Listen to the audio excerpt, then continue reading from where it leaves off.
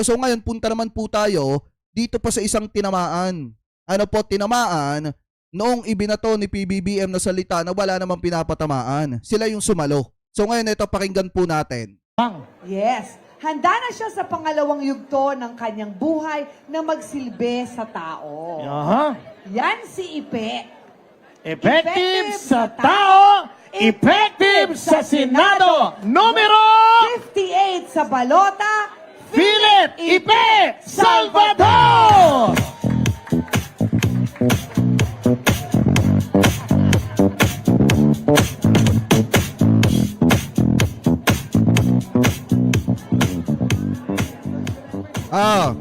Ito mga kababayan, ha, tandaan nyo, si Ipe, nung na-proclaim siya mga kababayan sa PDP laban, siya lang naman yung nagsabi na handa niyang iala yung buhay niya kay Duterte, kay Digong. Ibig sabihin, yung paglilingkuran niya si Digong at hindi ang taong bayan. So ngayon, nasa sa inyo kung susuportahan nyo etong si Philip Salvador. Pero isa lang yung alam ko mga kababayan paano ka magiging epektibo sa mamamayang Pilipino kung mismong yung sarili mong hindi mo magawang magpakaano. Wala akong binabanggit ha. Anyway, kayo na yung bahalang sumagot niyan. Ipagpatuloy pa natin. Magandang sukang gabi po sa inyong lahat. Si Suka din. Ang hirap nung huli kang magsasalita. Tandaan nyo, sa proclamation nila, puro suka-suka yung sinasabi nila. Huwag silang magtataka kung bakit isinusuka na sila ng sambayan ng Pilipino. Kasi yung proclamation rally nila, saglip na sabihin nila yung mga agenda nila, yung mga gagawin nila in the future, mga kababayan, puro suka-suka yung dinidiscuss po nila. So huwag silang magtaka kung pagdating ng araw ng Mayo 12, isusuka sila ng taong bayan. Kasi puro suka yung sinasabi nila dito. Ipagpatuloy pa natin. I mean, nadinig nyo silang lahat magsalita. They're all brilliant. Palakpakan nyo naman ang slate ng PDP laban senatorials. Ang hina naman ang palakpak nyo!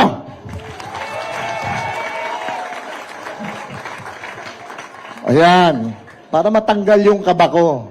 Tandaan nyo mga kababayan ito yung lagi kong sinasabi sa inyo. Paano magiging epektibo yung isang tao kung hindi siya epektibo sa pagpapakaano sa ano po niya. Ano po, alam nyo naman yung issue ni Sir Philip Salvador. Ang sa akin lang mga kababayan, kung hindi niya nga kinaya na maging epektibo sa ano niya, paano siya magiging epektibo bilang isang public servant? Yan lang naman yung sa atin. Ano po, ipagpatuloy pa natin. Isipin nyo, baka nagsalita. Attorney J.B. Hinlo ng Visayas. Brilliant. Ilonggo. Tumayo ka naman. Magpakita ka sa kanila. Brilliant, matatag, matapang. Artista yan Ipaglalaban ng mga Pilipino. Artista yan, baka madala kayo. Ingat kayo. Walang korupsyon sa katawan. Attorney J.B. Hinlo. Lizardo! Isa pang katatapos lamang magsalita. Ang aking kapatid na tiga Poso Rubio. Ilocano. Abogado ko. At alam ko, tutulungan nyo rin ito. Attorney Raul Lambino.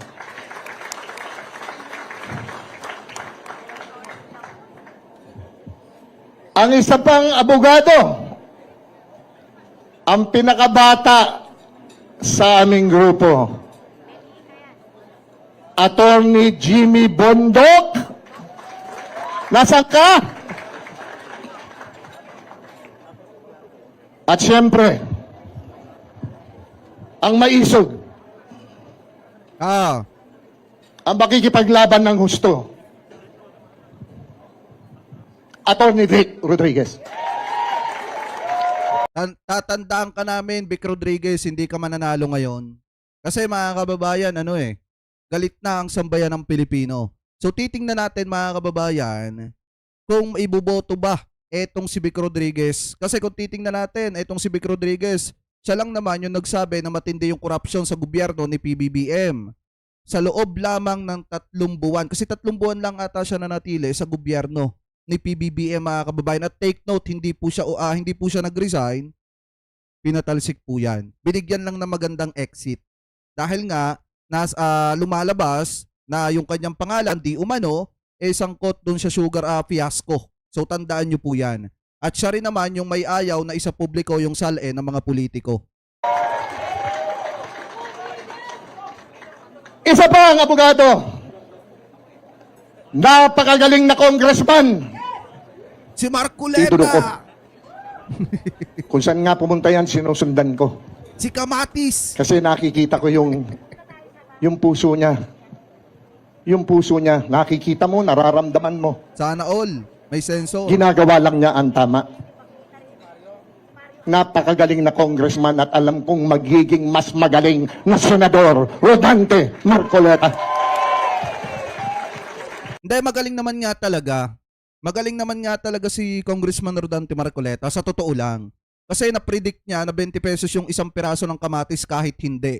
And then mga kababayan, siya lang naman din yung nagsabi na yung prayer rally ginawa niyang political rally. Kaya napakagaling yan. Mga kababayan, believe din ako dyan Kasi biruin nyo mga kababayan, yung West Philippine Sea, sinasabi niya nakatang isip ng Pilipinas. Kaya nga mga kababayan, sa sobrang pagkabilib ko dyan, ipinakita ko sa inyo kahapon, kaninang umaga, yung video ng kamatis. Bumili pa tayo ng kamatis sa sobrang bilib natin kay Congressman Rodante Marcoleta. Kasi na-predict niya na 20 pesos yung kamatis, isang piraso, kahit hindi naman. Anyway, ipagpatuloy pa natin. Tapos, meron po kaming pastor. Nako, Ang pastor nabulaan. na best friend po ng ating former President Rodrigo Roa Duterte. Yan na, Napanood nyo, narinig nyo ang kanyang advokasya. Alam nyo, nararamdaman nyo kung ano lahat ng mga sinasabi niya. Tandaan nyo po, tulungan natin si Pastor Apollo Kibuloy.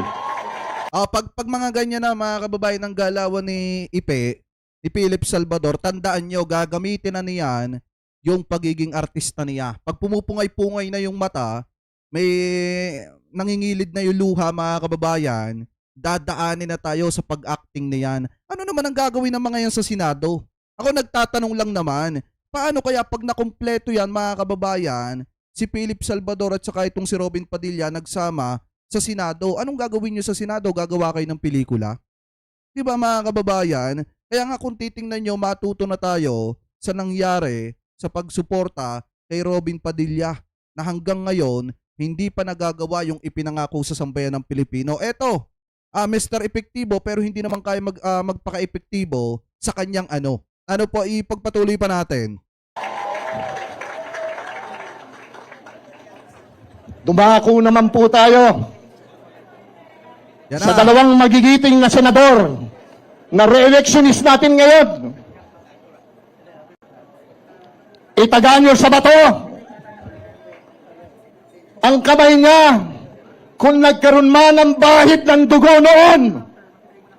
Dugo ito ng mga walang hiya, hindi ng mga matitinong tao. Yan, si Senador Bato de la Rosa. Yan na. I love you, pare! I love you, pare! Alam ko yan, pare. Kilala kita. Yang kamay mo, never mo nilagyan ng bahid ng dugo na matino.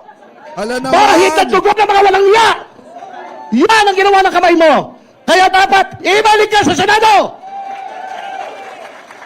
Naniniwala kayo doon? Naniniwala kayo doon mga kababayan? Hindi nagkaroon ng dugo ng inosente yung mga kamay niya? Ni Bato de la Rosa?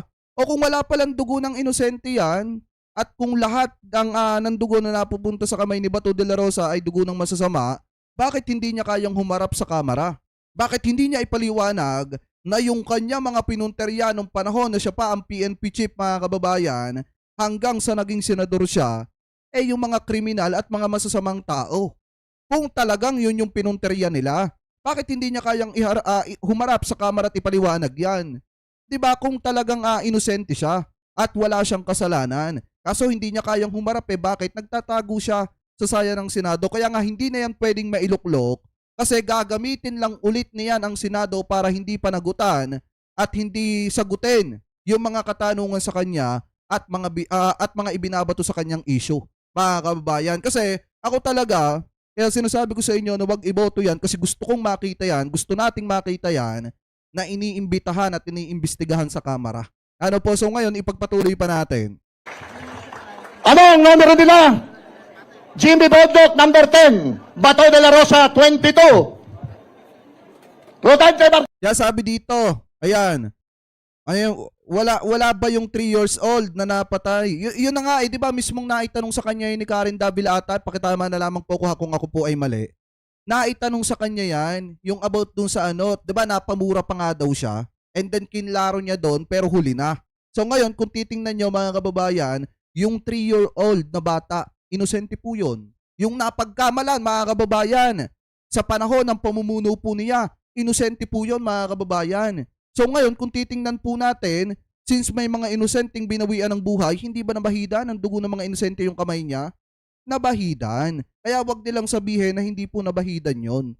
Ano po ang kamay ni Bato de la Rosa ng dugo ng mga inosenteng biktima nung panahon nung panahon na isinasagawa nila yung palpak na tukhang. Ano po, so ngayon ipagpatuloy pa natin. Caleta, 38. Raul Lambino, 34. Pastor Apollo Kibuloy, 53. J.B. Inlo. Numero 30. Kabisado ko lahat ang mga numero nyo. And last but not the least, my best friend. Yan na. Nagkakilala kami 2003. Naging magkaibigan kami. Unang araw ng kampanya, nung siya'y tumakbong unang beses bilang senador. Unang araw pa lang, sinamahan ko na siya. Hanggang ngayon, sinasamahan ko pa rin siya. Ganon ang tiwala ko sa kanya. Senador, na ang tawag ng sambayan ng Pilipino ay Mr. Na ang tanging bisyo ay ang Anong numero sa balota? 28! Wala na naman palakpak. Ano ba naman? Yung malasakit center ni Bato de la Rosa, pakitama na lamang po ko kung ako po ay mali. Ang pagkakaalam ko parang pera ng gobyerno yan. Ano po, kumbaga siya lang yung naka-front, mga kababayan. Kaya nga unfair Kaya tumataas sa ratings etong si Bongo. Ano po kaya siya tumataas sa ratings kasi gamit-gamit niya, mga kababayan, yung malasakit center na pinupondohan ng pera ng gobyerno. Dapat nga kung tutusin, mga kababayan, walang ganun Dapat hindi niya ginagamit yung malasakit center sa kanyang pang personal use, mga kababayan, pang kampanya, pang eleksyon. Kasi kung titingnan po natin, yung malasakit center na yan, pakitama na lamang po ko kung ako po ay mali, pera ng gobyerno yan, pera ng mamamayang Pilipino yan. Diba? Tapos ngayon, ang pumupront, yung isang tao na tumatakbo sa pagkasenador. Ano po, so ngayon, ipagpatuloy pa natin.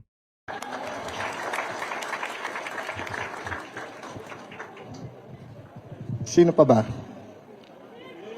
Parang nakalimutan ko sarili ko Parang nakalimutan ko yung maisog number 56. Vic, can I ask a favor? Can you please stand?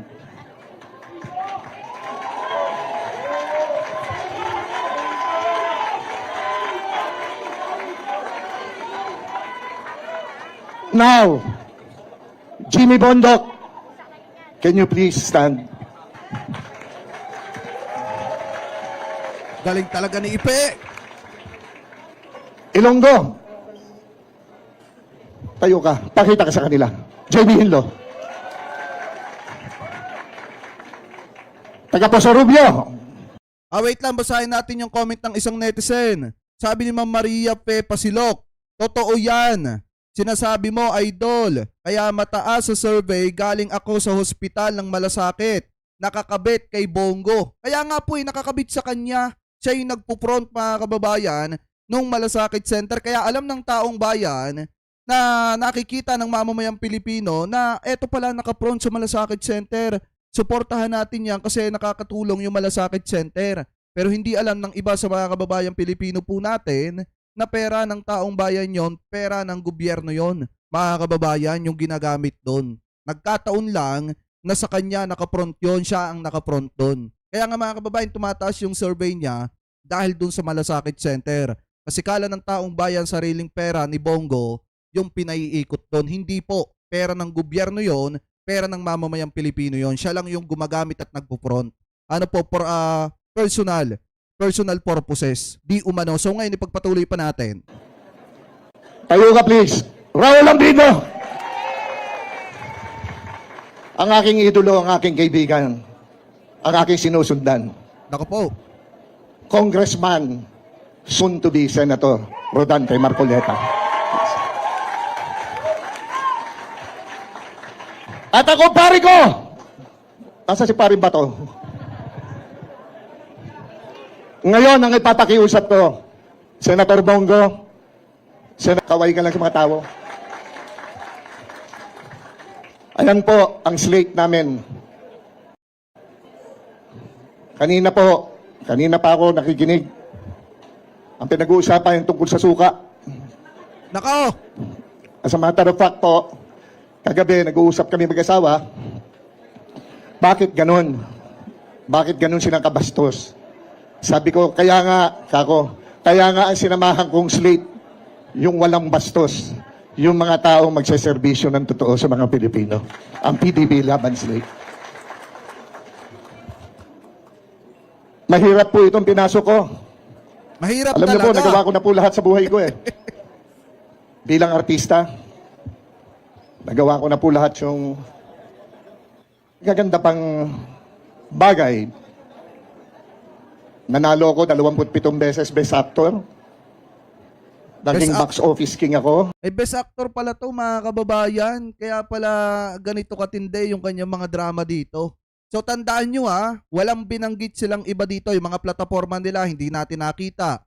Hindi natin nalaman mga kababayan kung ano ba ang gagawin nila in the future. Kasi unang-una kaya may mga proclamation rally na ganyan para masabi yung nagawa na ba nila, plataforma nila mga kababayan, or yung gagawin pa nila in the future. Yan yung gusto nating marinig. Pero mostly ang mga sinasabi dito ni Philip Salvador, yung suka, yung tukhang mga kababayan. So asahan nyo na pag nanalo itong mga ito, anong gagawin ng mga ito sa Senado? 'Di ba? Puprotektahan lang ng mga ito si Sara Duterte sa impeachment trial. So ngayon, ipagpatuloy pa natin. Naging superstar ako. 'Di ba? Akala ko po, ayos na lahat. Yung pala may kulang pa. Ano 'yon? Naisara ko nga po yung libro ko Aklat ng Buhay Ko Bilang Artista. Nung makita ko pong may kakulangan, dahil nakita ko po ang ginagawa ng aking kaibigan, si Senator Bongo. Oh. Buong Pilipinas po, inikot na namin. Mag-6 na taon na ho kaming umiikot. Sa kadulutuluhan po ng Pilipinas, dulot-dulo. Narating ko na po dahil sinasamahan ko po si Senator Bongo kung paano ang pagsaserbisyo sa mga Pilipino. Yung totoong pagsaserbisyo. Oh. Sa pelikula, pagtatanggol sa mahihirap, tulong sa mahihirap, ginagawa namin yan nila Vivian Velez. Ginawa namin yan. Pero ang realidad ay ito. Itong nangyayaring kahirapan talaga sa mga mahihirap. Oh. I have seen the poorest of the poor all over the Philippines. Balik-balik po kami ni Senator Bongo. Walang So ang purpose dito kaya sila tumatakbo kasi gusto nilang tulungan yung mga kababayan nating mahihirap. Alam nyo kasi ganito yan. Kung gusto nyo tumulong sa mga kababayang Pilipino po nating mahihirap, malaya naman kayong gawin yan kahit hindi kayo politiko. Alam nyo mga kababayan, huwag na tayong magpaka-ipokrito dito at magpaka-plastic. Kaya gusto nilang maging senador. Tama yung sinasabi ni Best Ninyo ni Tol Ninyo Barsaga, kasi naiinggit siya doon sa mga kaibigan niya na napag-iwanan siya. Kasi nga unang-una, si Robin Padilla na kaibigan niya naging senador. Si Bongo, na naging kaibigan niya, senador. Siya na lang yung hindi, mga kababayan. So yan ang dahilan kaya siya tumatakbo. Kasi kung ang pag-uusapan pagtulong lang sa mga kababayang Pilipino po natin, pwede kang tumulong nang hindi ka tumatakbo sa Senado. Kasi mga kababayan, unang-una, mahirap pasukin ng politika, mahirap tumakbo sa politika lalo na kung wala kang alam. Yan po ang totoo dyan. Yan ang realidad ng buhay. Hindi ka mas makakatulong sa mga kababayang Pilipino po natin kapag ka naging senador ka na wala kang alam. Pero hindi ko sinasabing siya yon. Ang sinasabi ko lang, mahirap magsenador ang taong walang alam sa larangan ng politika. Nakita mo lang na tumutulong itong si politikong ito, gusto mo na siyang gayahin kaya gusto mo maging senador. Hindi naman natin pwedeng maging tayo sila. 'Di ba mga kababayan, nakukuha niyo yung pinupoint? Hindi pwedeng maging si Philip Salvador si Bongo. Hindi porket nakikita niyang tumutulong si Bongo, gusto niya na rin tumulong, tatakbo din siyang senador. Hindi pwedeng maging ganon mga kababayan. Kaya niya lang gusto magsenador kasi nakikita niya yung kaibigan niya na tumutulong na senador. Paano yun magiging epektibo sa Senado kung ang dahilan ng pagtakbo mo gusto mong tulungan yung mga kababayang Pilipino natin ngayon kasi panahon ng eleksyon. Paano pag nakaupo ka na at kinakailangan na gumawa ka ng batas na mahalaga na mas makakatulong sa mga kababayang Pilipino natin at magbibenepisyo ang sambayan ng Pilipino? Magagawa niya ba yon mga kababayan? Yan kasi ang tanong dyan. Kaya nga porket nakikita niya na tumutulong yung mga kaibigan niya, naging senador yung mga kaibigan niya, gusto na rin niyang tahakin yung tinahak ng mga kaibigan niya. Hindi naman pwedeng sa lahat ng pagkakataon ganun. Kasi mga kababayan, kung ako lang din naman si Philip Salvador, mas pipiliin ko pang tumutulong nang hindi naghahangad na maging senador. Yun ang bukal na pagtulong. Hindi mo kinakailangan ng kapangyarihan sa gobyerno para makatulong. Kaya mo lang naman kasi kailangan yan kasi gusto mo maging senador at gusto mong mapasama ka sa mga kaibigan mo kasi napag-iwanan ka na. Yan po ang totoo dyan. Ano po, ipagpatuloy pa natin. Tigil. Bawal ang mapagod. Kalalabas ko nga lang ng ospital Kasi May sumobra ng karamdaman pagod ka pa. ang katawan ko. Ba? Pero pinilit ko pong dumating ngayong gabing ito, ngayong araw na ito dito. Dahil I will not miss this. Like what I said, nasara ko ang aklat ng buhay ko bilang artista. Meron akong isa pang hindi nagagawa. Kaya nagbukas ako ng aklat ng buhay ko muli, pangalawang beses. Pero hindi bilang artista. Nagawa kaya niya mga kababayan yung nagawa kaya niyang magpakaano dun sa niya. 'Di ba mga kababayan? Kasi kung meron man siyang dapat kung may pagkakataon man siyang buksan yung libro niya, dapat yung huling pahina noon ang maging mabuting siya. Maging mabuting siya sa niya. 'Di ba mga kababayan? Yun dapat yung pinakahuling pahina ng kanyang libro, ng salaysay ng kanyang buhay. Ang maging mabuti sa kanyang 'Di ba kasi ang tanong ng sambayan ng Pilipino dito, paano ka magiging mabuting senador kung hindi mo kayang maging mabuting sa mo? 'Di ba? Ipagpatuloy pa natin. Bilang isang public servant. This is my last hurrah. And I want to give it all. Ang magagiting ko po mga kasama, Iiyak na abogado, yan. ako hindi. Oh. Meron mga kandidatong, mga kasama natin sa PDP, mga doktor. Ako hindi. Meron mga engineer. Ako po hindi. Ano ka? Ako po isang artista. Naku po. Pero ako yung artistang magiging epektibong maglingkod at magserbisyo sa sambayanang Pilipino. Ano ang kanilang mga ginagawa ngayon? Tinitira sa PRRT. Oh. Tinitira si Vice Inday Sara. Tinitira si Mayor Baste. Tinitira si Congressman Pulong. Bakit? Ano ang apelyido nila? Duterte. Oh. Takot silang lahat. Urong ang kanilang mga buntot. Buntot. Takot silang lahat Anong ginagawa nila? Totoo yung sinabi lahat ng ating mga abogado. Ipai-impeach nila si Inday. Anong gagawin mo? Nagnanakaw daw si Inday. Anong gagawin mo? Ay, ito naman at sa akin. Walang Duterte yung magnanakaw. Hindi sinungaling ka. Ganun lang yon. Kung wala palang Duterte magnanakaw, di sinungaling ka. Kasi hindi naman siguro magsisinungaling yung nakita ng sambayan ng Pilipino. Ano po, yung nakita nating lahat, gaano kalaki mga kababayan, ang pera na hinahanap ng mamamayang Pilipino ngayon sa ating Vice Presidente. Kasi sa kanyang departamento nangyari yung maanumalyang paglulustay ng pera ng mamamayan. 'Di ba? Hanggang ngayon nga hindi pa malutas-lutas si Mary Grace Piatos. Tapos sasabihin lang ni Ipe na walang Duterteng magnanakaw. Hindi ko naman sinasabi na magnanakaw ang mga Duterte. Pero mga kababayan, ang sa akin lang, may mga ebidensya.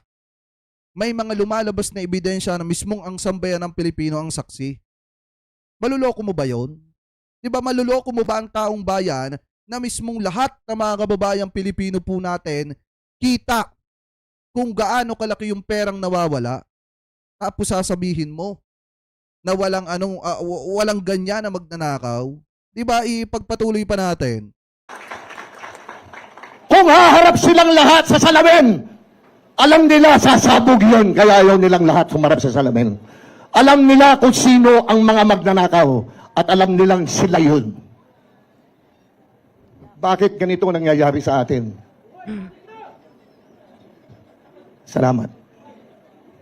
Bakit ganito nangyayari sa ating bansa? Yan Pati na. nga ang West Philippine Sea, sinisisi pa ka PRRD. Sino ba ang Pangulo ng ating bansa ngayon? Sino ba ang dapat mag-aruga sa mga Pilipino? Sino ba ang dapat lumaban para daw sa mga Pilipinong mangingisda? Sino ba yan?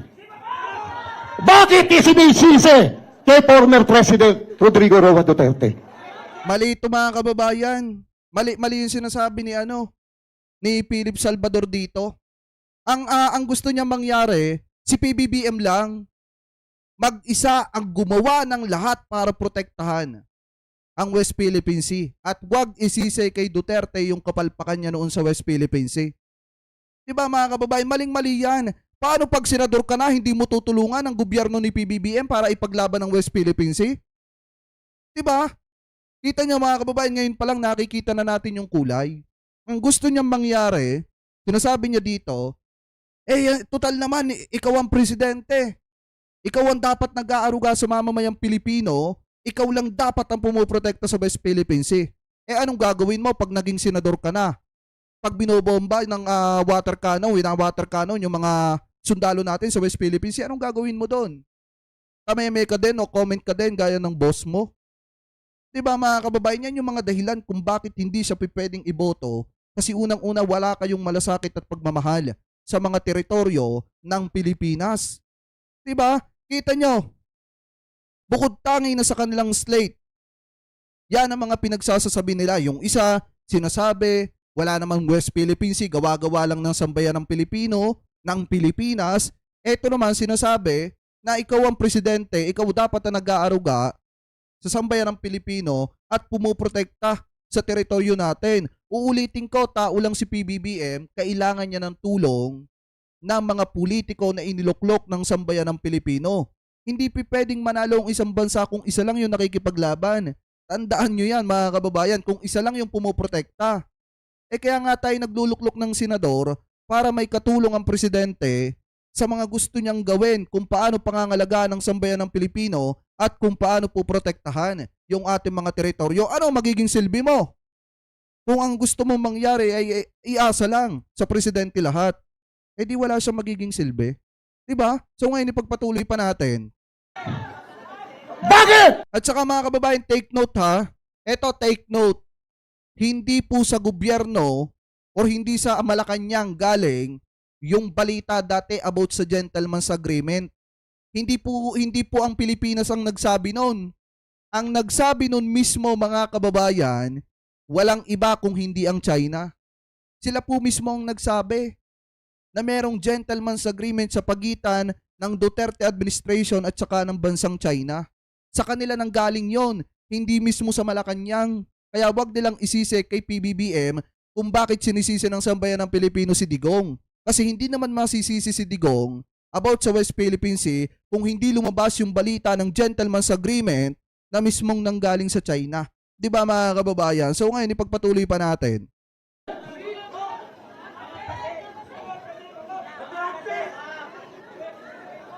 Pinuprobok niya yung isipan ng taong bayan na magalit kay PBBM.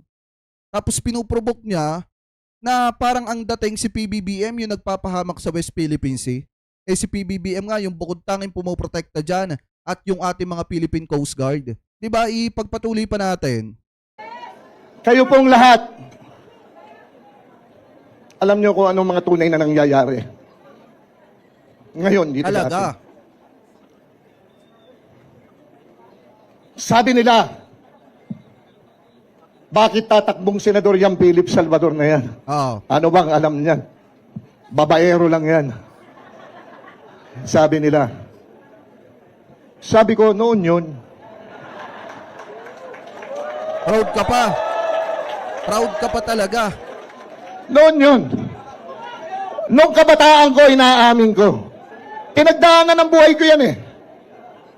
Kasi nung kabataan ko, naging marupok ako. Pero ngayon, good boy na to, oy! Uy, wala naman akong asim. Ikaw talaga, sobrang pagmamahal mo sa best friend mo. Hindi po. Kidding aside, good boy na ako talaga ngayon. Totoo yan. Totoo yan. Totoo yan. Ito naman si Coco Naik, parang hindi naniniwala. Advokasya. Kapayapaan. Ah, Peace and order. Gusto kong ipagpatuloy ang naiwan laban ni PRRD. nako. Gusto kong mambalik ang tiwala ng mga magulang na makakauwi ang kanilang mga anak na hindi madidisgrasya, hindi makikidnap, hindi mararape, hindi mapapatay. Kaya mo. Gusto kong mawala na ang bentahan ng droga sa harapan mismo ng krame. Merong pinapatay na foreigner sa loob mismo ng krame. Sa loob ng sasakyan. Pinatawag yan ni Senator Bato sa Senado. Nako po. Eto, matinding aligasyon to, mga kababayan sa krame. Matinding aligasyon to. Matinding aligasyon sa krame yung sinasabi na merong nagbibintahan ng ipinagbabawal na bato sa mismong harap ng krame. So dapat masagot po ito ng ating mga law enforcement, mga kababayan. Ano po dapat masagot ito, especially ng ating mga kapulisan. And then siguro naman, sasagutin ito, mga kababayan, ng PNP.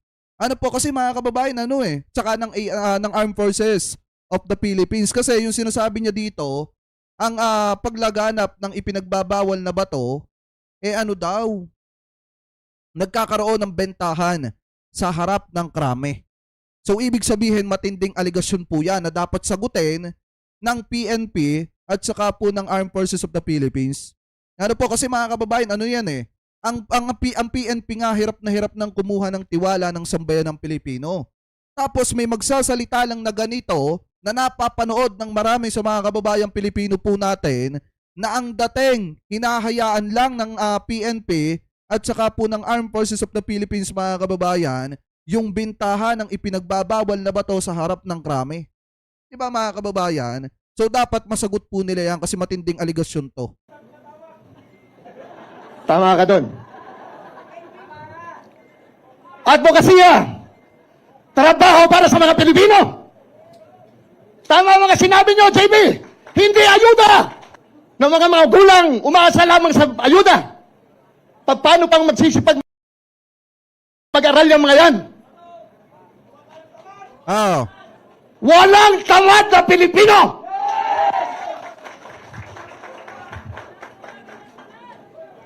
Mabigat yon yung aligasyon niya. Ginagawa nila tayong tamad. Wala pong tamad na Pilipino. Kaya kailangan po talaga magkaroon tayo ng matibay na batas para magkaroon ng trabaho mga Pilipino. Sabi, gagawin daw 20 pesos ang kilo ng bigas. Tanga. Hindi sabi yon. Pangarap ni PBBM yon. Manood ka ng maayos. Pakinggan mo ng maayos ang sinasabi ni PBBM nung panahon ng eleksyon. Ang pangarap niya mapababa ng hanggang 20 pesos yung presyo ng bigas. Hindi niya sinabi na pabababain niya.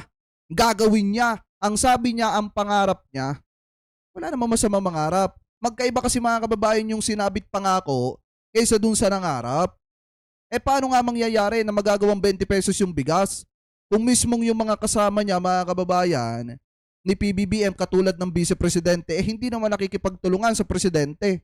So paano mapapababa ang presyo ng bigas kung mismong yung pera ng sambayan ng Pilipino, eh inuubos lamang sa 11 araw? Diba mga kababayan? Saglip na tulungan ng gobyerno ni PBBM, ibinabaon pa sa kumunoy ang gobyerno ni PBBM ng kanyang vice-presidente.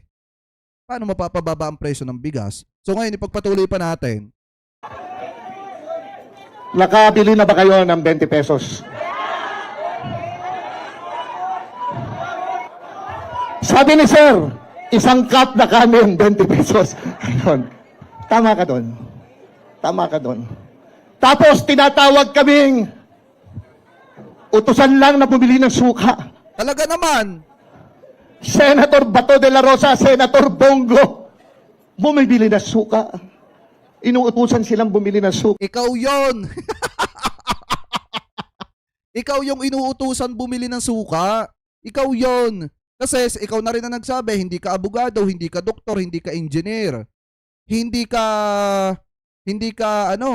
galing sa PNP. So ano ka? Sabi mo, artista ka. Eh ano namang connect ng artista sa pagiging isang politiko? Eh di parang ang dating nga, inutusan ka lang bumili ng suka, and then pagbalik mo, tumakbo ka na sa politika kasi nainggit ka di umano doon sa mga kaibigan mo. Diba, ipagpatuloy pa natin. Suka. Attorney Hinlo, Attorney Jimmy Bondok, Attorney Vic Rodriguez, Attorney Lambino, Inulit Attorney na. Marcorleta. Inulit niya lang yung sinabi ni Bato. Inuutusan lang bumili ng suka. Philip Salvador, artista. Proud ka pa. Pinabibili ko sa maid ko yung suka. Uy, masarap ang suka, lalo na sa yung lumpiang ubod, di ba? Oh, yun. Senior citizens, walang nagbanggit kanina. Nga sa advocacy ako po yan.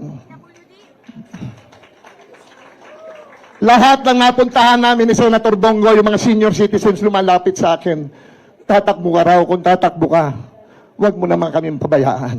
Nakalimutan na kami ng lipunan. Yan ang sinabi nila. Pribileyo pa para sa kanila, dagdagan natin, kawawa ang senior citizens.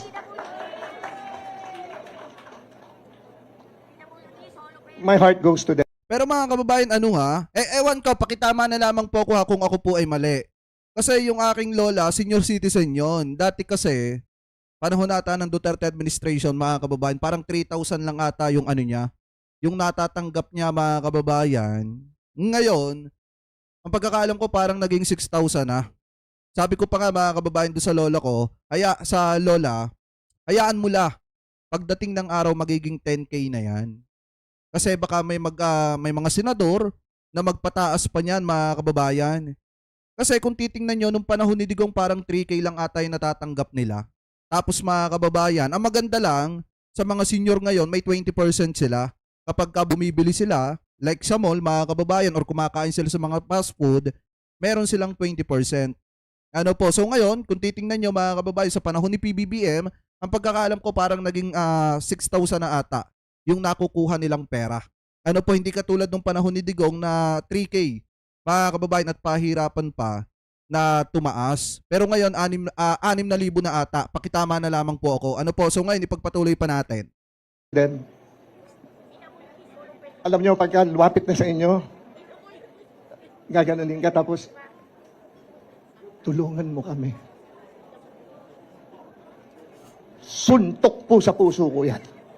Kaya? Hindi kaya ng dibdib ko yan. Sabi dito, 500 a month lang panahon ni Digong. Yun nga ang pagkakaalam ko parang 3K nga lang ata yun. Tapos tapos 6 na buwan or 3 buwan bago makuha yung pera.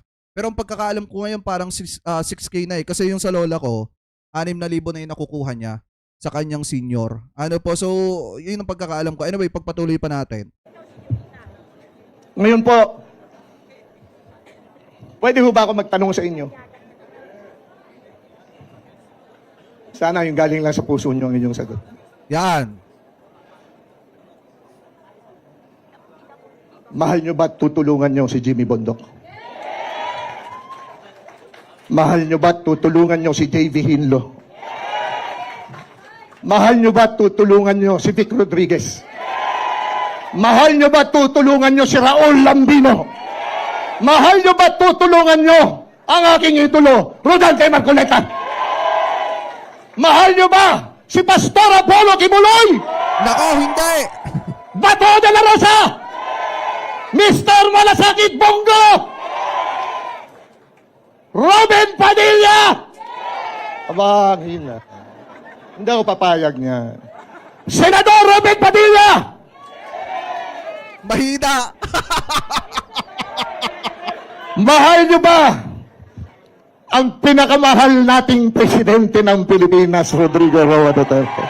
Siguro mga kababayan, hindi nyo ba napapansin? Kay Senator Robin Padilla, ang hina na nung sinasabi ng mga tao dito. Siguro mga kababayan, kahit sa PDP o kahit doon sa ibang mga DD-shit, ayaw na nila kay Robin Padilla. Kasi siguro nakikita din nila na wala talagang ginagawa, di umano, at wala pa atang nagagawang batas. So yan siguro ang dahilan mga kababayan, kaya kaya yung iba, nananawa ng sumuporta. Biruin nyo yung mga banataay dyan. Diba? Yung mga vlogger ni Digong sinasabi na kahit wag na daw si Ipe. Mismo mga vlogger na ni Duterte yun sinasabi na wag na daw si Ipe, kahit wag na si Ipe, straight na lang daw. Etong nasa line-up ni Duterte mga kababayan. So kung mismo mga vlogger ni Digong ang nagsasabi noon, paano pagkakatiwalaan ng sambayan ng Pilipino yang si Philip Salvador? Diba? So ngayon ipagpatuloy pa natin. Lahat na lang mahal nyo. Paano ako? Diba? Pwede rin po ba akong humingi ng konting pagmamahal nyo at suporta? Pwede po ba? Ako si Philip Salvador, hindi abogado, hindi doktor, hindi engineer. Ako isang artista. Isang artista magiging epektibong maglingkod sa sambayan ng Pilipino. Philip Salvador, kandidato bilang senador ng PDP Laban, numero 58 sa balota. Magandang gabi po sa inyo lahat. Mabuhay! Yan. So ngayon mga kababayan, napakinggan nyo naman yung sinasabi nitong si Philip Salvador mga kababayan. Doon pa nga lang sa issue ng West Philippine Sea, sablay na. Yan nga kasi mahirap mga kababayan pag hindi updated sa mga nangyayari. Ang gusto kasi nila, isisi lahat kay PBBM. Ang gusto nila mga kababayan, si PBBM yung palabasin na may dahilan kung bakit nagkakaroon ng kaguluhan dyan sa West Philippine Sea. Kasi sa madalit salita, ang gusto nila gawin ni PBBM yung ginawa dati ni Duterte na nakikipaglambingan sa China. Para lang wag apihin yung ating mga mangingisda, pero sa kabila nun inaapi pa rin. 'Di ba? So ngayon kung titingnan po natin diyan pa lang sa isyong yan, sablay na etong si Philip Salvador. Paano pa kaya kapag ang pinag-uusapan na yung mga mahahalagang usapin na may kinalaman sa isyu ng bansa? Paano pag ang pinag-uusapan na ay usapan ng teritoryo ng Pilipinas?